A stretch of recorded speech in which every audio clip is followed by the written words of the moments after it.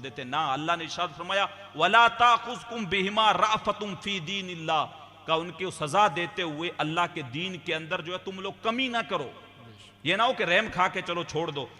इन कुंतुम तुमिनून बिल्लाह, अगर तुम अल्लाह पे ईमान रखते हो।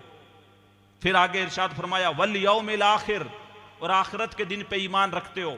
फिर आगे इरशाद फरमाया वल यशहद अज़ाबुहुमा ताइफतुम मिनल मुमिनीन, और एक जमात जो है वहां पे खड़ी रहे मुसलमानों की, उनको सजा देते हुए देखे कि सजा इनको ऐसे दी जा रही है। उसका रीजन ये था ताकि देखने वालों को इबरत हासिल हो कि बदकारी करने का गुनाह कितना होता है।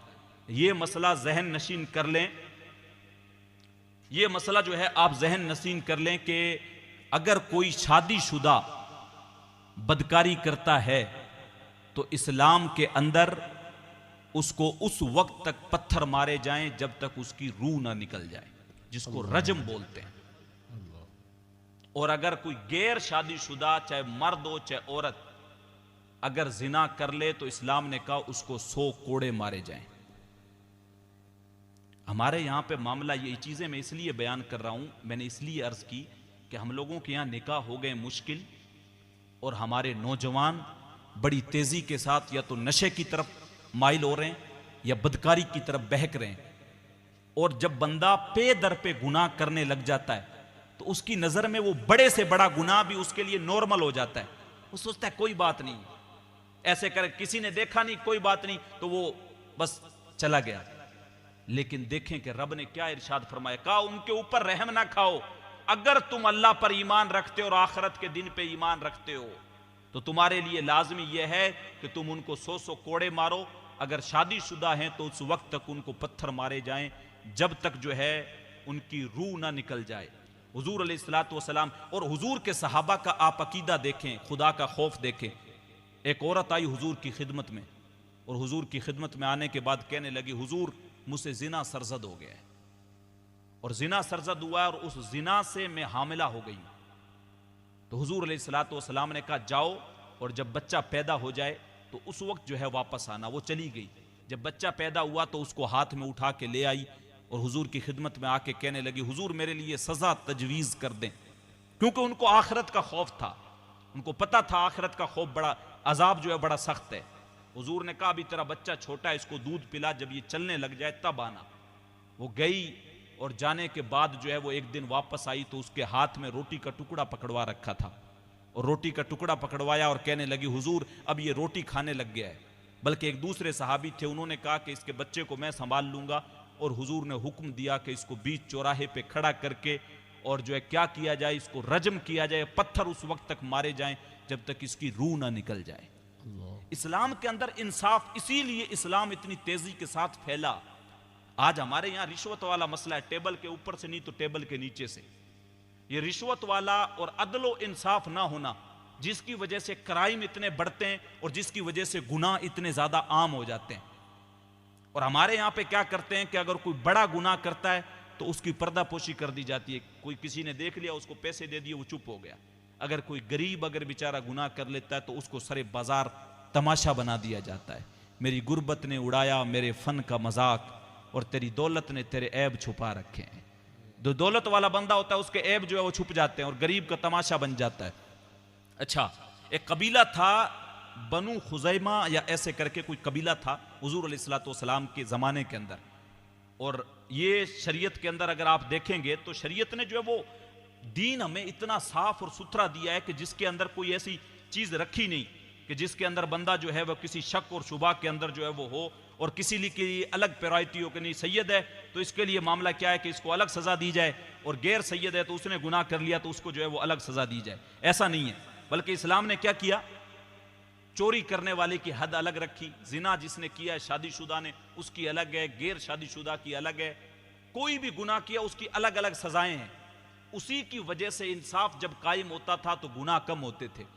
ऐसा भी नहीं था कि कोई बड़ा कबीले वाला है तो वो फिर अगर गुनाह कर ले तो उसको छोड़ दो। ये देखो वसारिकु वसारिकतु फक्तउ ऐदियहुमा जज़ाअम बिमा कसबा नकालम मिनल्लाहि वल्लाहु अज़ीज़ुन हकीम। अल्लाह इरशाद फरमाता है चोर और चोरी करने वाली यानी मर्द और औरत जब चोरी करें फक्तउ ऐदियहुमा, उनके दोनों हाथ काट दिए जाए, उनके दोनों हाथ काट दिए जाएं। ये उनकी सजा है जो उन्होंने गुनाह किया है, उसकी जजा है उनके लिए। वल्लाहु अजीजुन हकीम, और तुम्हारा रब जो है वो सारी चीजों का जो है वो हिकमत वाला, जानता है सारी चीजें, तो उससे कोई चीज छुप नहीं सकती है। अच्छा, हुजूर अलैहिस्सलाम के जमाने के अंदर जो चीज मैं अर्ज कर रहा था, किसी एक बड़े कबीले की औरत ने जो है वो चोरी कर ली, और इस्लाम के अंदर यह मामला है कि जो है अगर कोई चोरी कर ले तो उसके हाथ काटे जाए। अच्छा, ये एक बात भी जहन नशीन रखें कि अगर कोई पहली, और चोरी भी छोटी नहीं, कोई एक आधा रुपया, कम से कम 10 दिरहम से ज्यादा, वो एक हद है, तो पहली मर्तबा चोरी करे तो उसका पहला दायां हाथ काटा जाएगा। अब दूसरी मर्तबा अगर उसने चोरी की फिर, तो अब उसका बायां पैर काटा जाएगा। अब तीसरी मर्तबा फिर जो है वो, ये हुजूर सल्लल्लाहु अलैहि वसल्लम की हदीस में, मैं उस तफसीली नहीं जा रहा हूं, बात लंबी हो जाएगी, बस गुफ्तगू खत्म कर रहा हूं। अब तीसरी मर्तबा फिर बाज नहीं आया, फिर चोरी कर ली, तो अब इसका बायां हाथ काटा जाएगा। अब चौथी मर्तबा फिर अगर इसने चोरी कर ली तो इसका जो है वो दाहिना पांव काटा जाएगा। यानी 4 मर्तबा चोरी की तो पहले ये हाथ, फिर ये पांव, फिर ये हाथ। ये हुजूर की हदीस के अंदर इस आयत की जो है वो तशरीह मौजूद है, हुजूर ने ऐसा इरशाद फरमाया। तो अच्छा, वो कबीले की बड़ी औरत ने जो है वो चोरी कर ली। अब वो कबीले वालों के अंदर ये चीज थी कि यार अगर ये पता चल गया तो हुजूर तो जो है वो इसके हाथ काटेंगे। तो हम क्या करते हैं, जिस तरीके से हमारे यहाँ सिस्टम है कि किसी से सिफारिश लगवाते हैं कि हुजूर जो है वो इस औरत को जो है वो माफ कर दें। तो उन लोगों ने कहा भी हुजूर की बारगाह में जाके बात कौन करेगा, जाके बात करने वाला भी तो हो कोई। तो कहा कि उसामा से बात करते हैं। ये हुजूर अलैहिस्सलातु वस्सलाम के जो है वो जो है खादिम खास थे, तो कहा उनसे जो है वो जाके बात करते हैं, और उनको जाके जो है वो कहते हैं कि हुजूर की खिदमत में जाके जो है वो सिफारिश करें। तो वो हुजूर अलैहिस्सलातु वस्सलाम की खिदमत में गए और जाके कहा हुजूर ऐसे ऐसे कबीले की औरत है, उसने चोरी कर ली है, आप ऐसा करें उसको माफ कर दें। हुजूर का चेहरा सुर्ख हो गया और कहा अतशफाउ मिन हद्द हुदूदिल्लाह, क्या तू अल्लाह की जो बनाई हुई हद है उसमें शिफात कर रहा है। बल्कि फिर हुजूर मिंबर पे तशरीफ लाए और लोगों को खुतबा दिया। का पहले की उम्मतें इस वजह से हलाक हो गई कि जब उनका कोई बड़ा अमीर चोरी करता था तो उसको छोड़ देते थे, और जब कोई गरीब चोरी करता था या कोई गलत काम करता था उस पर हद लगा देते थे। हुजूर ने अगले वाले जो तारीखी कलिमात कहे, का तुम मुझसे सिफारिश कर रहे हो कि मैं इस बड़े कबीले की बेटी को छोड़ दूं कि इसने जो है चोरी की है, ये बड़ा कबीला है। हुजूर ने इरशाद फरमाया खुदा की कसम, अगर फातिमा बिनते मोहम्मद यानी मेरी बेटी अगर वो भी आज चोरी करती तो मैं मोहम्मद उसके भी हाथ कटवा देता। ये इस्लाम है, ये इस्लाम का इंसाफ है, ये अदल है, उसमें छूट किसी के लिए नहीं है। लेकिन हम लोगों ने आज के एतबार से क्या किया, अलग अलग चीजें बना रखी। और हम लोग क्या करते हैं, जैसे मैंने कुरान मजीद की आयत करीमा शुरू वाली पढ़ी जिसके अंदर अल्लाह ताला ने इरशाद फरमाया या अय्युहल्लज़ीना आमनु दुखुलू फिस्सिल्म काफ़ा, ए ईमान वालों इस्लाम में पूरे पूरे दाखिल हो जाओ। हम लोगों ने इस्लाम अपने एतबार से चीजें कर रखी, जो चीजें हमारे लिए आसान है वो ले लेते हैं, जो मुश्किल है उसको छोड़ देते हैं। ये नहीं होगी, अपने एतबार से चीजें करते हैं कि नहीं ये चीजें चलो इस एतबार से हो रही हैं ये कर लेते हैं, और बाकी जो चीज मुश्किल है उसको छोड़ देते हैं। ये तो हजरत होगी नहीं, ये बड़ी दुश्वार है, और उसके बदले में फिर चाहते हैं कि सवाब भी बहुत ज्यादा मिल जाए। तो ऐसा नहीं होगा। अल्लाह ने इरशाद फरमाया ए ईमान वालों इस्लाम में पूरे पूरे दाखिल हो जाओ। तो निकाह की मजालिस है उसका इनेकाद करें, लेकिन निकाह को सस्ता करें, बच्चे और बच्चियों को अच्छी तालीम दिलाएं दीनी और दुनियावी। और निकाह की जब बच्ची की उम्र हो जाए तो अब फिर इंतजार ना करें, फौरन निकाह कर दें। क्यों? निकाह क्या है? निकाह ये बंदे को गुनाहों से बचाता है। हुजूर ने खुद नौजवानों के गिरोह से मुखातब होकर इरशाद फरमाया या माशर शबाब मन इस्तता मिनकुमुल बाअ फलयतज़व्वज, ए नौजवानों के गिरोह जब तुम में से किसी की निकाह की इस्तिताअत हो जाए फलयतज़व्वज, तो वो निकाह करे। आगे वजह भी इरशाद फरमाई निकाह क्यों करे, फ़इन्नहु अग़द्दु लिलबसर, इसलिए कि निकाह जो है वो निगाहों को झुका देता है, वो हया को पैदा करता है। जब निकाह करेगा तो वो बेहयाई चली जाएगी। वो निकाह जो है वो फ़इन्नहु अग़द्दु लिलबसर, इसलिए कि निकाह आंखों को झुका देता है। व अहसनु लिलफर्ज, और तुम्हारी जो है वो शर्मगाह की हिफाजत करता है, तुम्हें बदकारी से रोकता है, तुम्हारी इस्मत की हिफाजत करता है। फरमाया फ़इन्नहु अगद्दु लिलबसर व अहसनु लिलफर्ज, निगाहों को झुका देता है, पारसाई की हिफाजत करता है। फमल्लम यस्तती, लेकिन अगर किसी के अंदर निकाह करने की इस्तिताअत ना हो, इसका क्या मतलब यानी आप जो है इस्तिताअत नहीं है, मकान नहीं है, रहने सहने की जगह नहीं है, या फिर जो है बदनी इस्तिताअत नहीं है, हुजूर ने इरशाद फरमाया फ़अलैहि बिस्सौम, तो उसके ऊपर लाजिम क्या है कि वो रोजे रखे। यानी जो निकाह करने की इस्तिताअत नहीं रखता उसके लिए फार्मूला यह दिया कि वो सिर्फ रमजान के नहीं आम दिनों में भी रोजे रखे, और रीजन भी बताया फ़इन्नहु लहू विजा, हुजूर ने इरशाद फरमाया इसलिए कि रोजे जो होते हैं ये बंदे की ख्वाहिशात को तोड़ देते हैं। जब रोजा रखेगा तो उसकी ख्वाहिशातें कम हो जाएंगी। तो ये कितना प्यारा दीन हुजूर अलैहिस्सलातु वस्सलाम ने हमें इरशाद फरमाया, और जो है ये फरमाया कि या तो फिर निकाह करने की इस्तिताअत हो तो निकाह कर लो, या फिर निकाह करने की इस्तिताअत नहीं है और तुम्हारी ख्वाहिशात अगर ज़्यादा हैं तो फिर रोज़े रखो कि रोज़े तुम्हारी ख्वाहिशात को कम कर देंगे। फ़इन्नहु लहू विजा। तो दीन वो लें जो अल्लाह और उसके रसूल ने हमें दिया है। कुरान और अहदीस को पढ़ने की कोशिश करें। कुरान को अपने घरों के अंदर रखा है तो कम से कम एक सफ़ा ही पढ़ें, चाहे उसका पढ़ें। कुरान ये अल्लाह की वो किताब है जिसका एक एक हरफ हमें ज़िंदगी की राहें हमवार करता हुआ नज़र आता है और खूबसूरत ज़िंदगी फराम करता है, जो हमारी ज़िंदगियों में उजाले फैला देता है। आज बहुत सारे लोग शिकायत करते हैं, हज़रत कोई कहता भूत है, कोई कहता जिन आ गया है, कोई कह रहा है घर में बरकत नहीं हो रही है, ये नहीं हो रहा। बरकत होने वाली जो असल चीज़ है उसको तो हमने छोड़ रखा है। ना हम नमाज पढ़ रहे हैं, ना हमने घर में कुरान पढ़ा है। कुरान को रखा तो वो रोशनदान में खाली बरकत के लिए रख रखा है, कभी उसको उतार के पढ़ने की कोशिश ही नहीं की।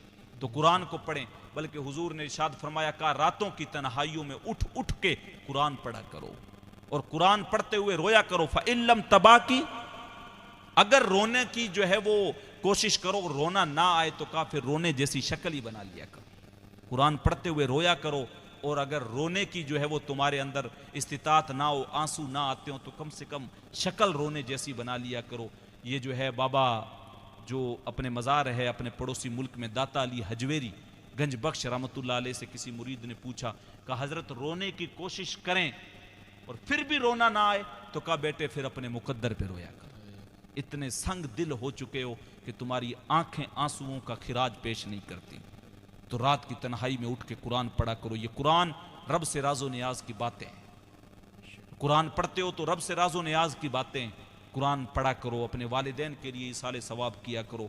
और ये निकाह की मजालिस हैं, इस तरीके से निकाह की मजालिस से इनेकाद करो, अच्छी तरीके से निकाह करो।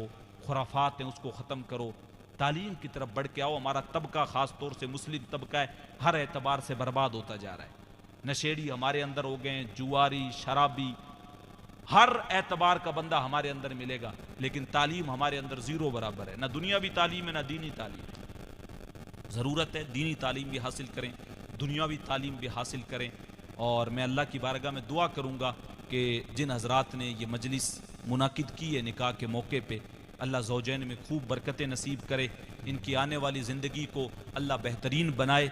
और जितने आप हज़रात आए हैं, जो चंद बातें हो सकी हैं, अल्लाह जो है वो उसको अपनी बारगाह में कबूल करे। हुज़ूर गौसे आज़म का भी महीना है, और जो है वो बस हुज़ूर गौसे आज़म रज़ी अल्लाह तआला अन्हु की हयात तय्यबा से फैज़ हासिल करते हुए उनकी ज़िंदगी का बस एक जो है वो किस्सा मैं आपको सुना के अपनी गुफ्तगू को ख़त्म कर दूँगा। बात बहुत लंबी हो गई है और वक्त भी काफ़ी हो गया है।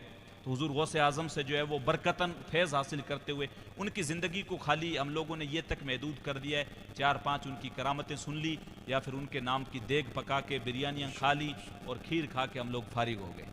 हम लोग सोचते हैं गौसे आज़म से मोहब्बत, ये ना, गौसे आज़म की ज़िंदगी को पढ़ें कि उनकी ज़िंदगी किस तरीके से। हुज़ूर गौसे आज़म की 90 साल की तकरीबन उम्र हुई है। बड़े बड़े बादशाह आपकी चौखट पे आते थे, किसी भी बादशाह के दरबार में कभी आप नहीं गए। ये वो बादशाहत थी। आज बंदा थोड़ा सा कोई मंत्री हो, कोई एमएलए, उसके सामने ऐसे हाथ बांध के खड़ा होता है, जी मंत्री साहब, जी एमएलए साहब। तो हुजूर गौसे आजम को देखे, बड़े बड़े बादशाह थे, आपसे मिलने के लिए तरसते थे, लेकिन हुजूर गौसे आजम कभी किसी बादशाह के जो है वो चौखट पे नहीं गए। एक दिन एक वक्त का खलीफा आया आपकी खिदमत में और 20 जो है वो दीनारों की थैलियां भर के, दीनार वो जो सोने का होता है, भर के लेके आया और आपकी खिदमत में ला के रख दी। और जो उसमें से जो अच्छी थी, सबसे ज्यादा जिसके अंदर जो है वो दीनार थे, वो 2 उठा के हुजूर गौसे आजम को जो है वो देने लगा। मेरे जैसा और कोई आज के ज़माने का अगर पीर होता तो चुपके से लेके रख लेता, बोलो ठीक है आ गई है जेब में रख लो। लेकिन वो गौसे आज़म थे, उनकी नज़र जो थी वो बंदे के अंदर तक झांक लेती थी और पता लगा लेती थी कि ये कौन सा माल और किसका माल लेके आया है। हुजूर गौसे आज़म ने उसको मना कर दिया कि हम अल्लाह वाले, हमें इस माल की ज़रूरत नहीं है, ले जा तेरा। वो जिद करने लगा, हज़रत ना ना ये 2 थैलियाँ तो कबूल करें ही करें आप। हुजूर गौसे आज़म ने कहा नहीं मुझे हाजत नहीं है, अल्लाह ने मुझे बहुत दे रखा है, ले जा तो। लेकिन वो फिर जिद करने लग गया। हुजूर गौसे आज़म ने वो थैलियाँ ली और थैलियाँ लेने के बाद अपने दोनों हाथों में लेके उनको निचोड़ा और जैसे ही उनको निचोड़ा तो उसमें से खून टपकने लग गया, खून टपकने लग गया। और कहा कि अगर इन लोगों का ख्याल नहीं होता तो मैं इनको इतना निचोड़ता कि ये खून तेरे महल तक पहुंच जाता। तू लोगों का खून निचोड़ के, उनका माल छीन के, उनकी गर्दनों पे पांव रख के और वो हराम माल तू मुझे नजराना देने के लिए आ गया। ये गौसे आजम की जिंदगी थी, साफ और सुथरी जिंदगी। हराम माल को अपनी जिंदगी की जो है वो अंदर दाखिल नहीं होने दिया। और हम लोग क्या कर रहे हैं, जिधर से भी आ रहा है हजरत आना चाहिए, बस माल आ रहा है आना चाहिए, बस किधर से भी आ रहा है कोई बात नहीं, बस आए।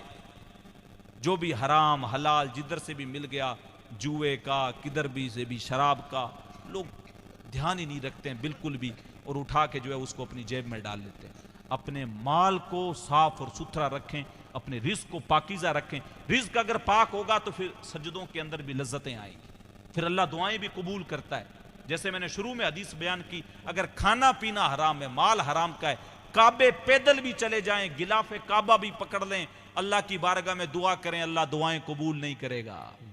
आज लोग कहते हैं हजरत दुआएं कबूल नहीं होती, रोजाना मांगते हैं कबूल होती नहीं है। अपने रिज्क को सुथरा करो, अपनी रोजी को पाक करो। 4 रुपए कमाओ चाहे, लेकिन हलाल के कमाओ। लाख रुपए हराम के कमाने से बेहतर है। उन 1000 रुपए के अंदर भी अल्लाह तुम्हें जो है वो लाख जितनी बरकत देगा अगर हलाल के होंगे। और हराम के करोड़ भी कमा लो, आएंगे किधर जाएंगे पता भी नहीं चलेगा। तो रिज्क को पाक और साफ सुथरा रखें। ये गौसे आजम की जिंदगी का जो अहम जो हिस्सा था वो ये कि रिज्क के हलाल कमाओ, गरीबों का खून ना निचोड़ो, अपनी बहनों का माल ना खाओ, अपने भाइयों की जमीन को ना दबाओ।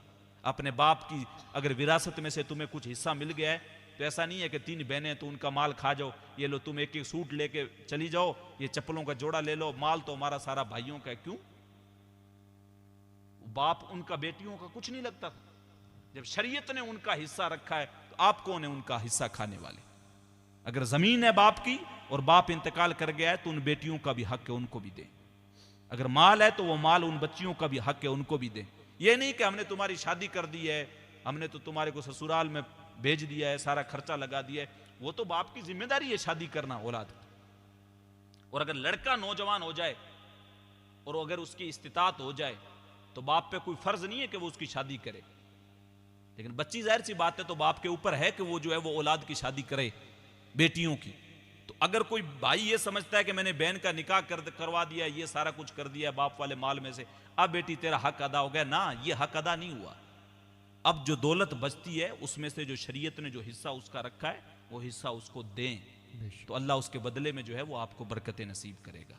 बातें बहुत सारी हैं कहने के लिए, लेकिन अगर गुफ्तगू ज़्यादा लंबी की जाएगी तो मुनासिब नहीं है। बस ये चंद बातें जो अर्ज हुई हैं, अल्लाह मुझे और आपको इस पे सुनने से ज़्यादा अमल की तौफीक नसीब करे।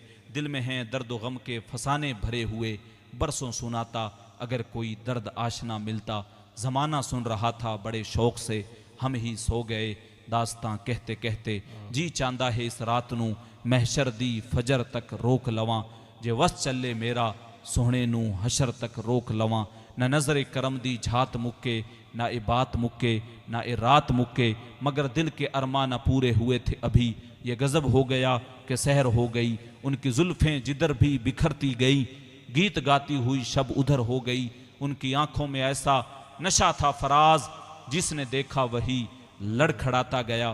तुमसे फरियाद है ए गुंबदे खजरा वाले, काबे वालों को सताते हैं कलीसा वाले। अपनी नमाज़ों के अंदर फ़लस्तीन के मज़लूम मुसलमानों के लिए लाजमी दुआएं करें, अपनी दुआओं में उनको लाजमी याद रखें। अल्लाह उन मज़लूमों की गैब से मदद नसीब करे। आमीन सुम्मा आमीन। की मोहम्मद से वफ़ा तूने तो हम तेरे हैं, ये जहाँ चीज़ है क्या लोहो कलम तेरे हैं। ज़िंदगी ने फिर वफ़ा की तो इंशाअल्लाह अज़ीज़ ये जो एक हिस्सा रह गया है फिर वहीं से आगे शुरुआत करेंगे इंशाअल्लाह। अल्लाह मुझे और आपको दोनों जहां की भलाइयां नसीब करे। अस्सलामु अलैकुम व रहमतुल्लाहि।